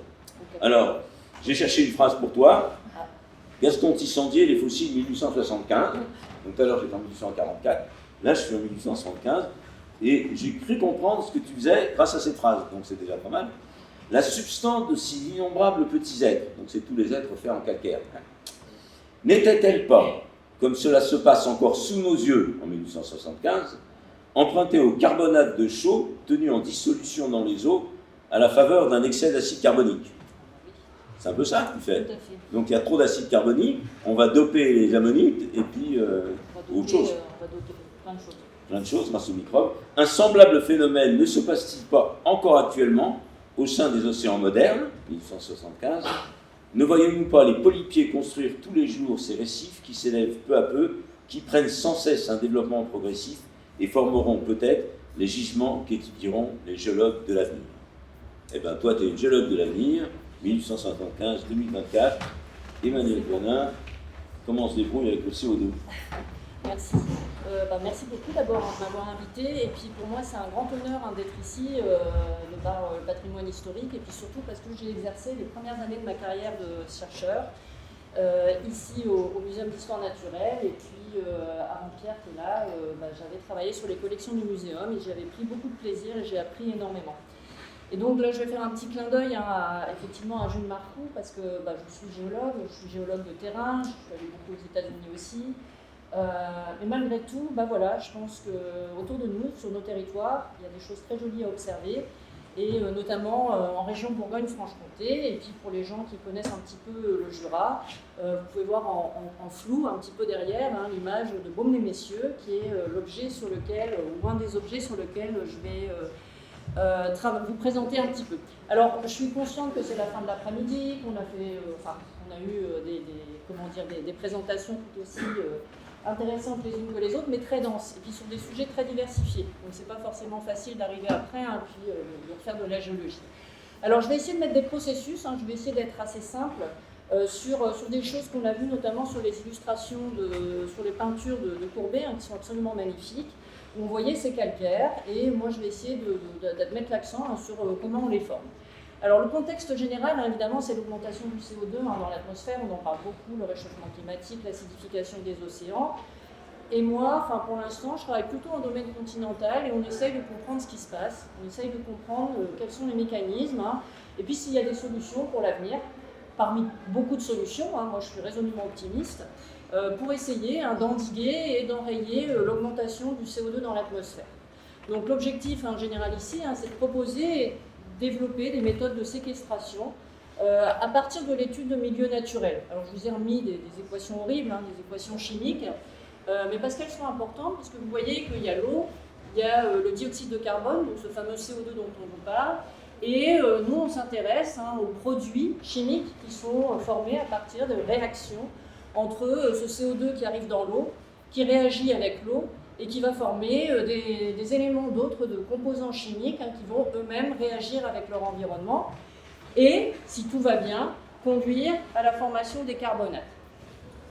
Donc pour ça, je travaille sur des objets, alors je reviendrai sur des commentaires qui ont été faits notamment sur l'importance des définitions qui sont apportées, notamment par Jules Marcoux, et il est dans le vrai, c'est-à-dire qu'il faut aussi qu'on sache de quoi on parle quand on parle de certains objets. Donc moi, les objets dont je vais vous parler aujourd'hui, c'est des concrétions carbonatées qui se forment dans les rivières, dans les lacs, qui se forment même en mer, et qui sont en fait associés au dégazage du CO2. Alors vous allez me dire, dégazage de CO2, c'est embêtant parce que ça repart dans l'atmosphère. Et justement, on va voir comment ensemble il est possible de retenir et de piéger ce CO2. Donc quels sont les facteurs qui influencent la formation de ces roches, dans lesquelles on a du CO2 qui est piégé, et quelle est la part des processus biotiques. Et c'est là que c'est intéressant, et peut-être un peu novateur par rapport à la connaissance que l'on a de ces objets-là. Donc j'ai recentré mon activité ces dernières années, ça ne m'empêche pas de continuer d'aller aux États-Unis ou ailleurs, mais disons que dans l'air du temps et avec les efforts qu'il faut faire justement pour éviter de trop consommer de CO2, on a recentré nos activités, vous voyez, sur la Bourgogne-Franche-Comté, notamment sur certains secteurs tels que Baume-les-Messieurs, les rivières, Marangeat, le Roing, le Rue-Blanc. Alors pourquoi? Parce que vous voyez que c'est une carte qui est très bleue, d'ailleurs, qui avait été dessinée en partie par Jules Marcoux. C'est une carte qui est très très bleue. Pourquoi? Parce que c'est des dépôts calcaires du Jurassique sur lesquels il a travaillé, qui sont exposés notamment sur les peintures de Courbet. Et ces calcaires du Jurassique, pour moi, ils sont intéressants. Pourquoi? Parce qu'on va d'abord les dissoudre et puis après on va les reprécipiter. Et donc on va observer ça. Ici, c'est la reculée de Baume-les-Messieurs, dont on a parlé des reculées tout à l'heure, qui sont ces espèces de vallées issues du passage des glaciers et qui aujourd'hui abritent et accueillent des rivières qui circulent et qui sortent de la roche à partir de sources et qui vont contribuer à la formation, vous voyez, d'espèces de petites patates ici. On voit des petits paquets qui sont formés, on parle ici de tufa. Et puis vous voyez la rivière qui s'écoule et en fait ce sont des rivières tuffantes. Ça veut dire qu'il y a beaucoup d'objets carbonatés qui vont se former dans ces rivières. Et donc je me suis particulièrement intéressée à ça, d'abord parce que c'est très joli, artistiquement parlant, et puis aussi parce que scientifiquement parlant, ça a un intérêt, j'espère, majeur. C'est ça dont je veux essayer de vous convaincre. Donc on part d'une source, et puis vous voyez que l'eau va s'écouler. Alors elle va former des petites cascades. Ces petites cascades sont déjà dans une roche, le carbonate, qui va précipiter dans cette rivière. Et puis vous voyez que parfois ça peut faire, là vous avez un petit bonhomme, ça peut faire des objets qui sont très très très conséquents, voire très très grands, si on considère cette tufière qui est ici juste à la sortie d'un domaine karstique, c'est-à-dire tout un réseau de galeries qui est ici dans ces roches du Jurassique et qui vont alimenter ces rivières et donc qui sont très riches. Très riches en quoi? Dans la chimie. En fait, la chimie, c'est ça, c'est vraiment un des moteurs qui est très très important pour la formation de ces carbonates. Donc, dans le cas de Baume-les-Messieurs, pour pouvoir former un carbonate, je ne vais pas rentrer dans le détail des équations chimiques, mais pour vous et pour le discours ici, ce qu'il faut retenir, c'est que pour pouvoir précipiter un carbonate, il faut qu'il y ait une certaine quantité d'ions dans l'eau et il faut qu'on atteigne une certaine saturation. Si on n'a pas cette saturation, eh bien, vous ne précipiterez pas de carbonate et vous ne pourrez pas former ces roches que l'on peut observer au niveau de la tufière et au fond des rivières. Donc nous, on a fait des mesures tout au long de la rivière. On s'est aperçu que quand on sort de la source, au niveau de la sortie du réseau karstique, ce n'est pas du tout propice à la précipitation des carbonates. Et que par contre, plus on s'éloigne en descendant la rivière, et bien là, on commence à observer des concrétions carbonatées. Et ça, c'est directement lié à une évolution des conditions chimiques, en partie, le long de cette rivière, qui elles sont très chargées en ions, mais les conditions d'acidité ne sont pas bonnes pour la précipitation de ces carbonates. Donc il faut attendre des conditions chimiques raisonnables pour pouvoir précipiter ces carbonates. Et en fait, on s'est intéressé. Alors depuis très longtemps, on peut donner des mots à la formation de ces calcaires, mais vous allez voir qu'on apporte peut-être des éléments un petit peu nouveaux. Là, c'est juste pour vous montrer que le climat va jouer un rôle aussi important, parce qu'on a besoin d'eau. Et vous voyez que suivant la période à laquelle on va étudier ces tufières, parfois en été, il n'y a pas du tout d'eau, et puis parfois en hiver, c'est comme ces derniers jours, c'est assez impressionnant, voire stupéfiant. Donc, on a cartographié, parce que ça c'est le métier du géologue, on a regardé tous ces objets-là. Alors ils ont des formes diverses, variées, mais en fait la résultante c'est toujours la même. C'est-à-dire qu'on a la formation de croûtes carbonatées. Et donc nous ce qu'on a fait, c'est qu'on a regardé dans le détail ces croûtes carbonatées. Puis on les a regardées dans plusieurs rivières. En fait, on a vraiment là fait une cartographie régionale. On est allé voir plein de rivières, plein de tufières, plein de dépôts le long de ces rivières. Et donc, on arrive à montrer qu'effectivement, pour pouvoir former ces carbonates, il faut une pente. Dans le Jura, il y en a pas mal. Il faut des conditions hydrodynamiques. Alors pourquoi? C'est-à-dire qu'il faut que l'eau ait une certaine énergie, parce que quand votre eau a une certaine énergie, le gaz carbonique qui est piégé dans l'eau va s'échapper. Et quand vous faites échapper le gaz carbonique, les conditions chimiques de l'eau deviennent propices à la précipitation des carbonates. Ça, c'est ce qu'on savait sur la formation des dépôts, des concrétions carbonatées dans les rivières. On disait, ah ben oui, on a de l'énergie dans la rivière, alors le CO2 s'échappe et on va pouvoir précipiter les carbonates. Mais est-ce que c'est si simple? Ça, vous vous doutez bien que ça ne doit pas être si simple si on en fait une présentation et s'il y a de la recherche qui est montée là-dessus.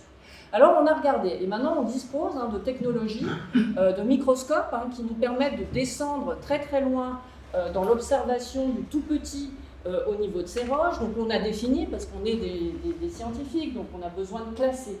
Donc on définit des morphologies, on définit des objets à différentes échelles, macroscopiques, microscopiques, et on commence à faire des observations. Et là vous voyez, on a des traces qui sont très très vertes ici, dans des études qui ont été faites en microfluorescence. Alors ça correspond à des bryophytes, des espèces de mousses, de lichens qui poussent dans les rivières, et autour desquels on a pu distinguer, vous voyez, il y a des tas, on dirait une nuée étoilée, des tas de petits points verts qui sont tout autour. Et c'est cela qui m'intéresse, parce que ces petits points verts, en fait, ils sont liés à la présence de bactéries. Donc on a commencé à faire des études de plus en plus précises, à, vous voyez, définir des laminations plus sombres, des laminations plus claires. Celles-ci correspondent à ce que nous, on appelle des ciments, alors qu'ici, ça correspond à des niveaux plus mi-critiques. Et donc, on est rentré dans le plus petit à chaque fois, parce que on n'était pas complètement satisfait par cette explication, c'est le tout chimique. C'est-à-dire pour votre rivière, il faut de l'énergie, des éléments chimiques, et on forme des carbonates. Mais en fait, on s'aperçoit que quand on regarde au microscope ces objets-là, eh bien, on voit, vous voyez, des tas de petits filaments verts. Tous les petits filaments verts que vous pouvez voir sur cette diapositive, en fait, on n'était pas capable de les mettre en évidence par des techniques de microscopie normale. Et en utilisant ces techniques de microscopie en fluorescence ainsi que la microscopie électronique à balayage, on a pu arriver à montrer que ces objets carbonatés qui se forment dans les rivières ou qui se forment dans les tufières sont directement liés à l'activité de ces communautés microbiennes. Et que, en fait, ces communautés microbiennes, elles ne servent pas simplement de substrat, c'est-à-dire que les filaments que vous avez dans vos rivières ne font pas que accueillir le carbonate qui va précipiter de façon chimique. C'est-à-dire que ces microbes, ces bactéries, elles sont capables, par leur mécanisme, de précipiter elles-mêmes ces différentes concrétions carbonatées. Et ça, comment on peut le savoir? Eh bien, en faisant des études très fines des cristaux de calcite, donc ce carbonate, qui est précipité et qui va présenter des morphologies et des compositions chimiques un peu particulières. Et donc, on peut mettre en évidence, par exemple, ici, des petites formes pyramidales. On peut mettre en présence des différents types de petites structures en nanos, ce qu'on appelle nous des nanoclottes, c'est-à-dire des petites grappes calcitiques qui résultent de l'activité de ces microbes. Donc, en fait, ce qu'on a réussi à montrer là, avec ces études-là, c'est que ces carbonates qu'on retrouve dans les rivières, eh bien, en fait, ils vont résulter à la fois, c'est comme un balancier, c'est-à-dire que si les conditions chimiques sont réunies, vous allez pouvoir précipiter des carbonates dans les rivières.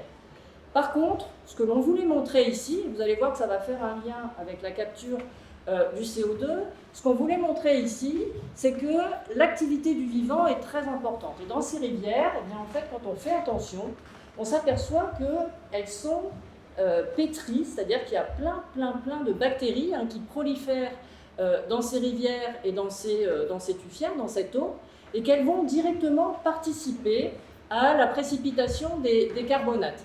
Donc si les conditions chimiques sont réunies, si vous arrivez à libérer le CO2 dans l'atmosphère, alors vous allez me dire depuis le début, elle parle du CO2 qui est libéré dans l'atmosphère, mais vous allez voir comment on va le recapturer. Et vous augmentez ainsi la concentration des ions en solution, et à ce moment-là, vous allez pouvoir précipiter des carbonates. Et comme je vous le disais au début, dans ces carbonates, on piège des molécules de CO2. Et c'est ça qui est intéressant, c'est que sur le long terme, on va piéger ces molécules de CO2. Mais ce n'est pas si simple. C'est-à-dire qu'ici, je vais vous expliquer très simplement le processus. Tout à l'heure, on a parlé de karst. Donc, comment ça se forme un karst? Il pleut, déjà, il doit pleuvoir ici. Donc, vous avez la pluie. Cette pluie, elle va en fait se charger en CO2. Pourquoi? Parce que vous avez ici en surface des particules organiques, décomposition des arbres, etc. Elles vont se charger, donc cette eau va se charger en CO2, elle va s'infiltrer dans les calcaires, par exemple du Jurassique, qui ont été illustrés tout à l'heure. On a vu des photos d'ailleurs de karst tout à l'heure. Donc vous avez une infiltration, une dissolution. Vous allez former donc des composants ioniques ici qui résultent de la dissolution de cet élément-là. Vous allez avoir du calcium et vous allez avoir des éléments riches en CO2 ici dans cette eau. Et puis cette eau, elle va ressortir ici au niveau de cette source. Et je vous disais tout à l'heure, ici les conditions chimiques ne sont pas réunies, mais après, vous allez former une grande quantité de carbonate ici, dans cette tuffière, et puis tout au long de la rivière. Mais si vous faites attention, vous allez vous dire, oui, mais tous les éléments que vous allez dissoudre ici, ce sont les éléments qui vont aller précipiter ici. Donc je ne vais pas piéger le CO2. En fait, mon CO2, il va s'infiltrer, il va former des éléments, donc je vais de nouveau libérer du CO2. Donc tous les éléments, le facteur limitant étant le calcium, ça veut dire que tout le calcaire qui est ici, c'est le calcaire que j'ai dissous ici.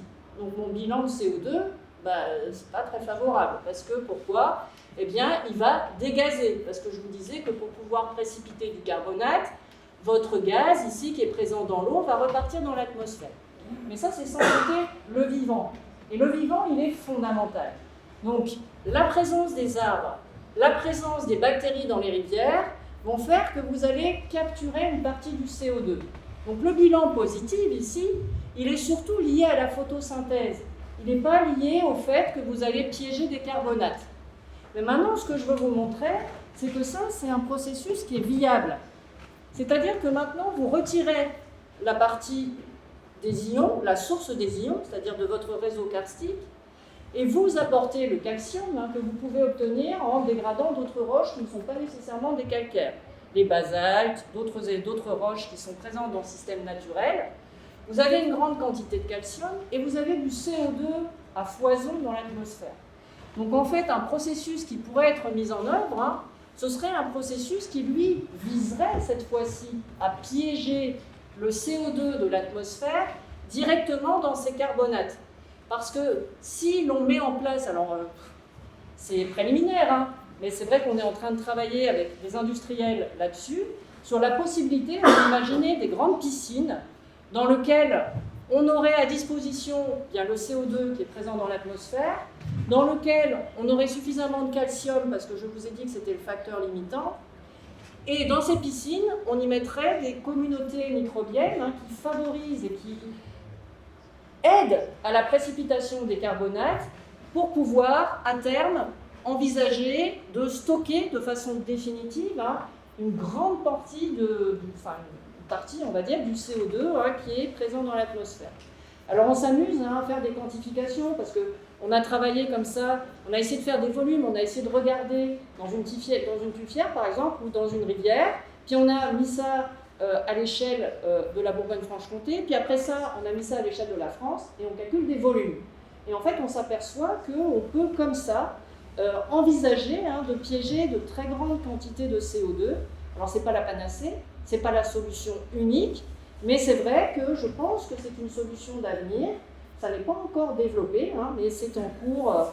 Je pense qu'il faut qu'on avance tous ensemble, et ça, je suis intimement convaincue qu'il faut qu'on mette tous nos cerveaux de façon à pouvoir envisager un avenir plus souriant, je vais dire, pour nos jeunes générations, parce que je pense qu'il y a du travail à ce niveau-là. Voilà, je vous remercie.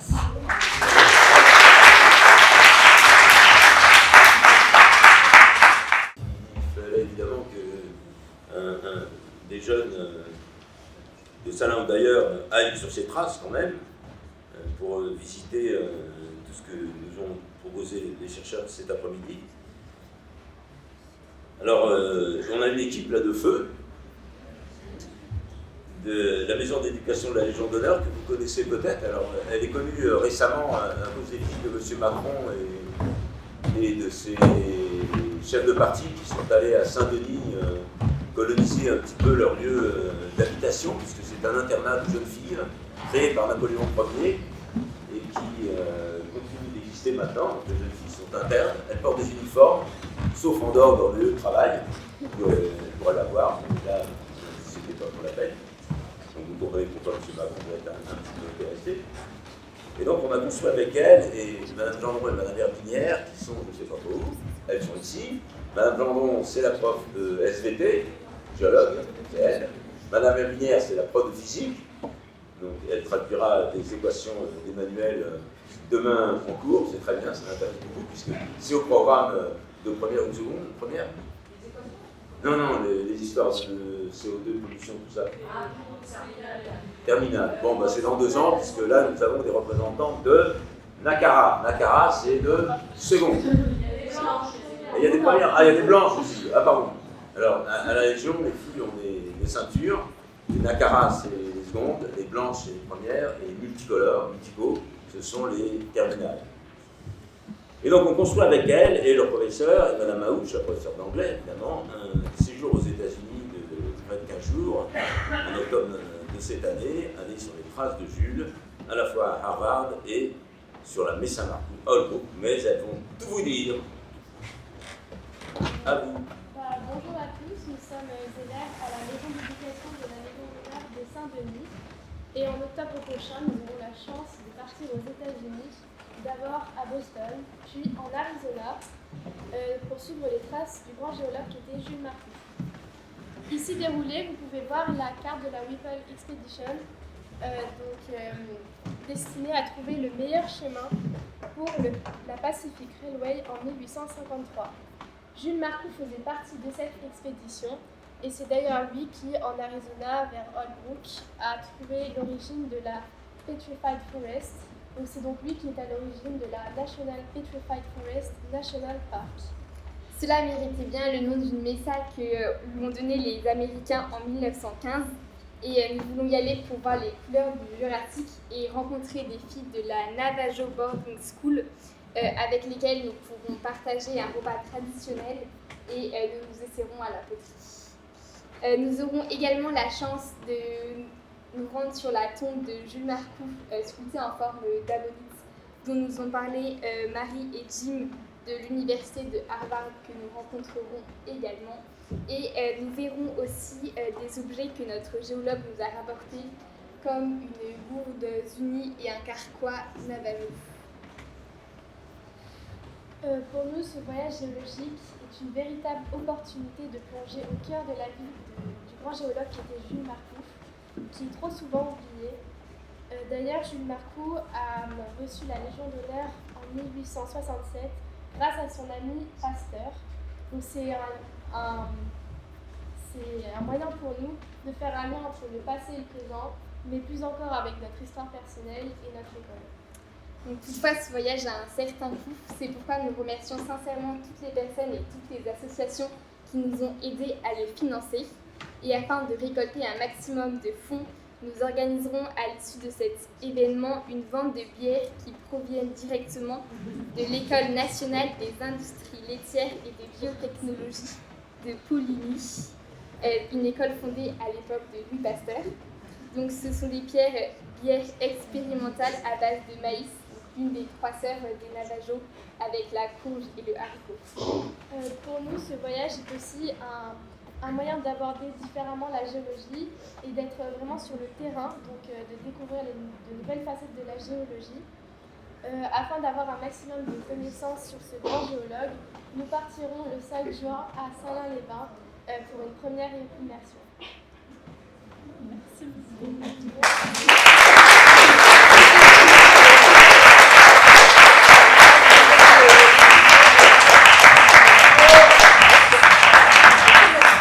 Sinon, il y a un bon endroit pour échanger, c'est la suite de cet après-midi. Comment ? Comme M. Marcou, on va aller le suivre, mais on va aller le suivre dans le laboratoire IPM-PC et LPMC. Alors on va partir ensemble parce que ça fera 200 mètres et il faut circuler ici. On aurait pu prendre un pot ici, mais dans la législation du muséum, si on fait un pot ici, il faut que ça passe par le traiteur lié au muséum. Tous ceux qui sont dans les institutions comprennent ce que je veux dire. Mais nous voulions faire un pot jurassien-jurassique, évidemment, pour vous proposer avec Thierry, avec Émile Biot, avec d'autres choses qu'on vous présentera là-bas, un pot jurassien-jurassique où, bien sûr, vous sortirez 40 € pour la bière ici présente. Ne vous inquiétez pas, c'est une contrepartie mécénale. Donc, vous donnez 40 €, vous recevez un certificat de mécénat. Donc, ça vous coûte déjà un petit peu moins. Bref, elles tiendront un stand. Merci pour elles et merci pour le voyage. Donc, on va y aller tranquillement, déguster de la bière évidemment, mais pas que de la bière. Dans les événements, on vous a fait une fiche, Manon vous a fait une fiche de présentation des prochains événements du bicentenaire de Jules Marcoux, quelques-uns qui sont évidemment importants. Alors, la Société géologique de France continue son expédition jusqu'à fin juin 2024, le 77 de la rue Claude-Bernard à Paris. Dans le numéro de Pour la science de ce mois-ci, déjà en ligne, vous avez un article de Jules Marcoux, trappeur géologue, que j'ai eu la chance de voir accepter, c'est celui-ci, et avec quelques images de celles que vous avez vues. Dans le cadre de l'EPCC Terre de Louis Pasteur, dans quelques jours vient l'équipe autour d'Émile Pouillet pour expertiser le pastel que Pasteur a fait de Marcoux, qui va donner une exposition au dossier réalisée par Manon, ici présent. Dans la même idée de l'exposition dossier, on va travailler autour de la météorite évidemment, d'Ornans. Donc la météorite d'Ornans est actuellement au Muséum d'histoire naturelle. On l'a fait revenir pendant l'été à Arbois. Et elle sera en exposition dossier elle aussi.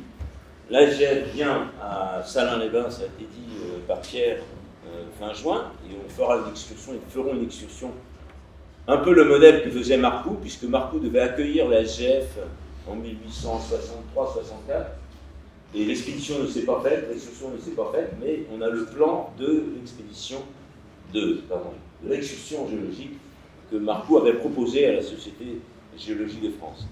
En septembre, pendant les Journées du patrimoine, il y aura le retour sur le pastel. Les scientifiques qui auront travaillé sur le pastel viendront, ils ont besoin de 3 mois pour traiter leurs données. Donc elles viennent faire le travail d'expertise en fin avril. Et elles viendront faire pendant les Journées du patrimoine le rendu de leur recherche. Et évidemment, le dernier événement, ce sera le voyage des jeunes filles de la MLH sur les traces de Jules Marcoux, fin octobre. J'espère que j'ai rien oublié. C'est pas mal. Alors, avant qu'on termine, merci à tous ceux qui nous ont aidés pour organiser cette journée. Merci à tous les aides financières, on les a déjà citées, la Comcom, le PCC, le département du Jura, la région Bourgogne-Franche-Comté qui a mis la main au portefeuille. Merci beaucoup de nous suivre comme ça depuis tant d'années. Plus des sponsors privés qui ont participé, vous avez tous les logos, et merci à toi Pierre, j'ai rien oublié.